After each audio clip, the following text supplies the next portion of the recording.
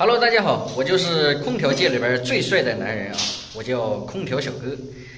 我们今天来装一台空调啊，这台空调呢有点特殊啊，这种特殊空调呢只有稍微老一点的才会有啊。马上我们带大家看一下。我们第二帅的呢，他正在把这个头子做一下啊，这个管子呢，憋得不成样了啊，憋了好几个地方，所以我们决定更换这个管子。这台空调有什么特殊的？带你们研究一下。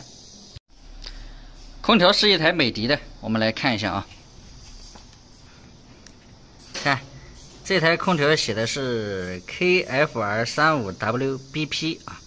这台空调是变频的，但是它使用的制冷剂呢是 R22的啊。这种呢只有比较老一点的空调才会有，它就是变频空调，然后没有用这个环保型制冷剂。这种情况下要不要抽真空呢？是抽还是不抽？等一会儿我们安装的时候就要告诉大家啊。按道理呢，它写的是变频空调，按道理呢是需要抽的，但是它的制冷剂呢又显示可以不抽啊。这种是抽还是不抽？我们来问一下胡师傅啊。你说是抽还是不抽呢？啊？看心情的。什么看心情？这十几年老师傅讲话怎么能一点含量都没有？这个22的不用抽，它的管子就3米，不用抽啊。如果是超过7、8米、10几米，那就要抽一下。哇，你这个汗实在是太多了，你最近可能身体有点虚啊。干活干的。我以为是你老婆回来的原因。过劳了吧？怪它这个内机这上面怎么那么多胶的？全是那个胶。马上出去接外机啊！接外机还是比较安全，有个大平台。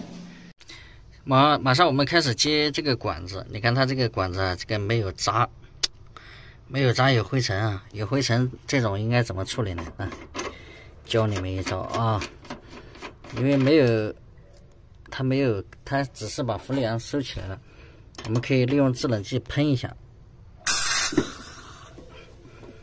这样的话脏东西它就只会往外，不会进去，知道吧？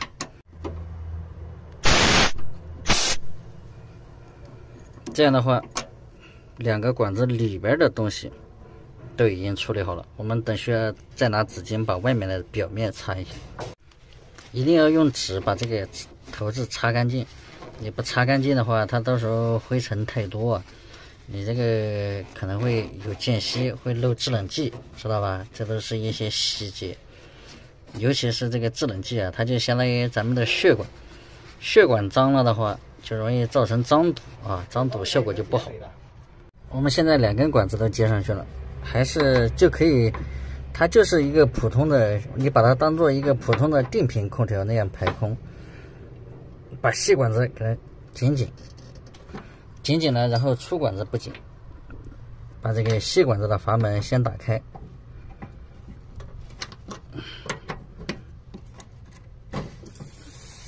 打开以后呢，粗管子有气，排个15秒，然后把它紧起来。好，我们现在把它紧起来，一定要把它紧完以后，把大的阀门再打开，这样的话管子里边就没有空气了，一般15秒是可以了。只有这个22制冷剂才可以这样啊，其他制冷剂不可以，其他制冷剂就必须要抽真空了，然后排空就结束。排空结束以后，我们就可以接线了，所以还是比较简单的啊。所以它是不是变频空调不重要，重要的是看它用什么制冷剂，知道吧？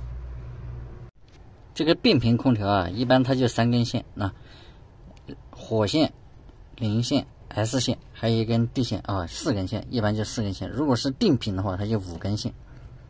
空调装好，我们进来了啊！反正你就记住一句话，甭管它什么频不频的，只要看到它是22制冷剂，就可以排空啊。当然有真空棒抽一下的话也是可以的，反正没有真空棒呢，排空也是一样，都是可以啊。